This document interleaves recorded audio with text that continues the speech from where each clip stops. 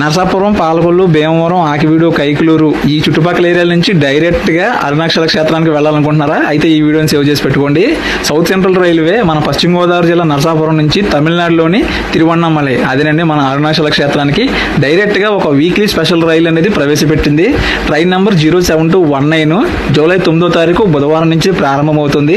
ప్రతి బుధవారం మధ్యాహ్నం 1 గంటకు నరసాపురంలో బయలుదేరి మరుసటి రోజు ఉదయం 4:55 తిరువన్నామలై చేరుకుంటుంది. మార్గం మధ్యలో నరసాపురం నుంచి బయలుదేరిన తర్వాత పాలకొల్లు, భీమవరం జంక్షన్, భీమవరం టౌన్, ఆకివీడు, కైకలూరు, గుడివాడ, విజయవాడ, తెనాలి, బాపట్ల, చీరాల, ఒంగోలు, నెల్లూరు, రేణిగుంట, తిరుపతి, పాకాల, చిత్తూరు, కాట్పాడి, వేలూరు, తిరువన్నామలై స్టేషన్స్లో ఆగుతుంది.